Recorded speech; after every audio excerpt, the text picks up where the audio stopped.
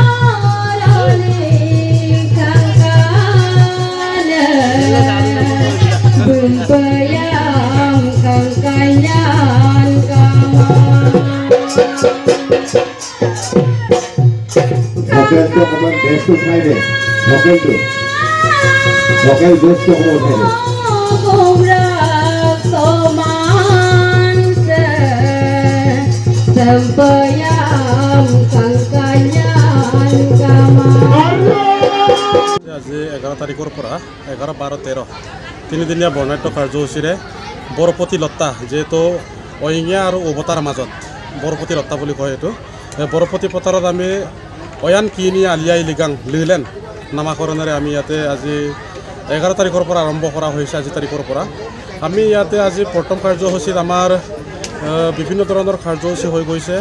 ইপিনে মুৰঙকুম চাংকত হৈছে, মঞ্চ উন্মোচন হৈছে, মূল তোৰণ উন্মোচন হৈছে, স্মৃতি তৰ্পণ হৈছে, সেইবিলাক চব হৈ গৈছে। আৰু লগতে এতিয়া আমাৰ সাংস্কৃতিক ডিপাৰ্টমেণ্টৰ এতিয়া আমাৰ বৰ্তমান ঐনিতম কাবান ক নিনাম সেইবিলাক প্ৰতিযোগিতা কৰিবলৈ আৰম্ভ কৰা হৈছে।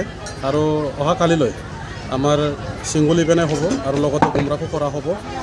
অহাকালিলৈ আমাৰ ছিংগল ইভেণ্ট 18 ছনাম লৃগাং মুম্বুৰ হ'ব, লগতে সোনু মাকচং হ'ব।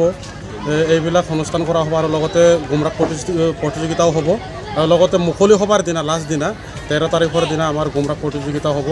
আৰু লগতে বিশিষ্ট ব্যক্তিসকলক আমন্ত্ৰণ নিমন্ত্ৰণ জনাই আমাৰ যিহেতু মুকলি সভাৰ দিনা আমি মুখ্য অতিথি হিচাপে আমি সন্মানীয় ব্যক্তিক নিমন্ত্ৰণ কৰা হৈছে। আমন্ত্ৰিত অতিথি হিচাপে আৰু বিশিষ্ট অতিথি হিচাপে আৰু মুখ্য অতিথি হিচাপে বিভিন্ন ধৰণৰ সন্মানীয় ব্যক্তিসকলক নিমন্ত্ৰণ কৰা হৈছে। আমি এইবাৰ প্ৰথম বৰ্ষৰ কাৰণে উভতা অইঙাবাসী ৰাইজে একেলগে 6খন যুৱ সংঘই মিলি এই অনুষ্ঠান আয়োজন কৰা হৈছে। এইটো অকল এদিনাই নহ'ব, প্ৰতিটো বছৰে আমি এই লিগাং লিংলেং উদযাপনটো অনুষ্ঠান কৰাৰ আমি দিয়া কৰা হৈছে।